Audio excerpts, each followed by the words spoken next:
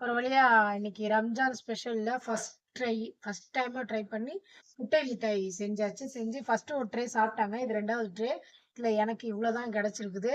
இது எப்படி பண்ணேன்னா, கோவா 1/4 கிலோ அதாவது 200 கிராம் 200லேருந்து 250 கிராம் கோவா வாங்கிட்டு வந்து நல்லா பெனஞ்சு, ஏன்னா நம்ம வாங்கும்போது அது வந்து கியூப் மாதிரி இருந்தது. அதை வாங்கிட்டு வந்து நல்லா பெனஞ்சு உடச்சி எடுத்துக்கிட்டேன். என் தம்பி கூட சொன்னான், பால் வாங்கி நம்ம முறிச்சு நம்ம வீட்டிலேயே பண்ணலாம். நீ இல்ல ஃபர்ஸ்ட் ட்ரை பண்றோம், நம்ம இது மாதிரியே செஞ்சு பார்ப்போம். ஒன்னதான் வேஸ்ட் ஆகணும், மொத்தமா வேஸ்ட் பண்ணக்கூடாதுன்னு சொல்லிட்டு கோவா வாங்கி அதை உடைச்சி எடுத்துட்டேன். அடுத்து வந்து அதில் 6 முட்டை போட்டு நல்லா இது பண்ணேன். அப்போ சொன்னாங்க பிளெண்டர் போர்டு அப்படின்னாங்க. கையிலேயே நம்ம கையே ஆதி இதமாக இருக்கும்போது எதுக்கு பிளெண்டர்னு சொல்லிட்டு கையிலேயே போட்டு நல்லா பிணைஞ்சிட்டு முட்டையும் அந்த கோவா நல்லா பிணைஞ்சு எடுத்துட்டு அதில் வந்து 150 கிராம் சர்க்கரை, எங்கள் வீட்டில் ஒரு டப்பா இருக்கு, அது வந்து 150 கிராம் வரும். அவ்வளோதான் சர்க்கரை போட்டால் உங்களுக்கு வேணா கூட கூட போட்டுக்கலாம். அதை போட்டு அதையும் போட்டு நல்லா பிணைஞ்சிக்கும் போது இன்னும் கொஞ்சம் தண்ணியை கொஞ்சம் லூஸ் ஆகும் சர்க்கரை போட்டதுமே. அது ஆனதுக்கப்புறம் அதில் வந்து ரோஸ் எசன்ஸ், அது வந்து அந்த முட்டையோட வாடை வந்து நம்மளுக்கு கிடைக்கும். உங்களுக்கு வேற எசன்ஸ் வேணா கூட யூஸ் பண்ணிக்கலாம்.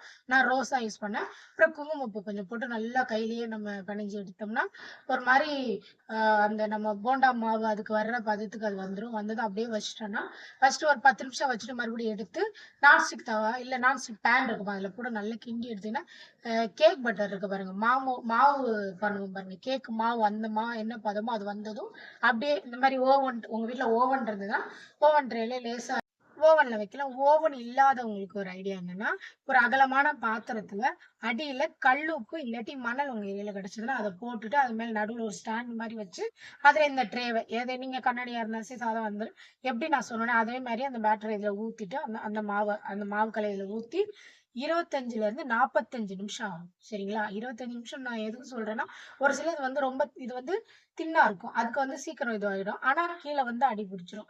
இது கொஞ்சம் நல்லா கனமானதுல போட்டீங்கன்னா 45 நிமிஷத்துக்கு கழிச்சு பாத்தீங்கன்னா நல்ல முட்டை மிட்டாய் ரெடி ஆயிடும்.